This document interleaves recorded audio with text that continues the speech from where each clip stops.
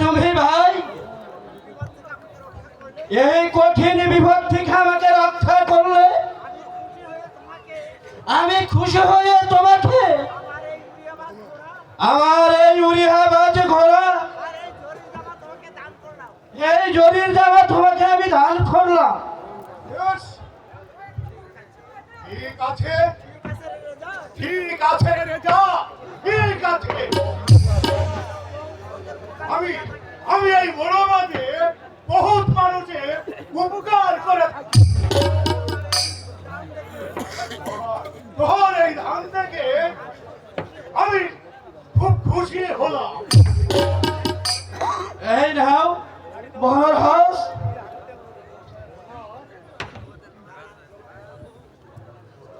তোমার উপকার আমি সাদরে গ্রহণ করিলাম। এখন চলো রেজা, তুমি আমার কর্মে চলো। হ্যাঁ বন্ধু, আয় চলো। বন্দেগি জাহাপনা বন্দেগি। উজির সাহেব, আজ 5 দিন যাবত ওই রসিক মালিকা আমাদের উড়ান ঝাড়ু দিচ্ছে না কেন? তার কি হয়েছে তাকে আপনি বলতে পারেন? না জাহাপনা, বলতে পারবো না। যান উজির সাহেব, আমরা ওই রসিক মালির কাছে শুনে এসো সে কি কারণে আমার রাজপ্রাসাদে ঝাড়ু দিচ্ছে না।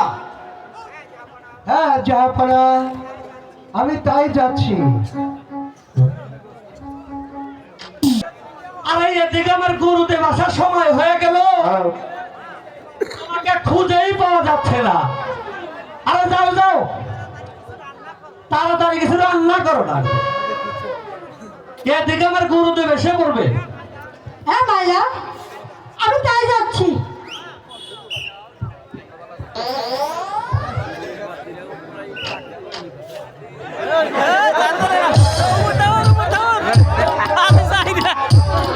বিজয়নগর ওই একাম্বর বাদশার বাড়িতে চাকরি করি। আচ্ছা রশিদ মালিক, সে বাদশার কি কোনো সন্তান আদি আছে? না গুরুদেব, এই বাদশার কোনো সন্তান আদি নেই গুরুদেব। সেই জন্যই তো তোমার সংসারে জিজ্ঞাসা, ওই আগ্রা বাদশার মুখ দর্শন করলে কীট পতঙ্গ ওর পশুবাঙ্গের পর্যন্ত হাত ওঠে, আর তুমি তো পাবো। এর কি কোনো বিধান নেই গুরুদেব? আছে আছে মালিক, আছে, অবশ্যই আছে। কি বিধান আছে গুরুদেব? আচ্ছা রশিদ মালিক, তুমি বাদশার বাড়ি তাকে ত্যাগ করতে পারো? সে যে এখনো ফিরে আসলো না, এর কারণটা কি? বন্দেগি জাহাপনা বন্দেগি। উজির সাহেব, আমরা ওই রসিক মালির বাড়ি গিয়েছিলেন।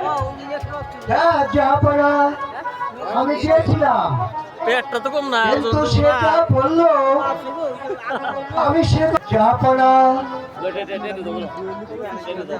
সে কথা বলতে আমার বুকের পাঁজর যায়।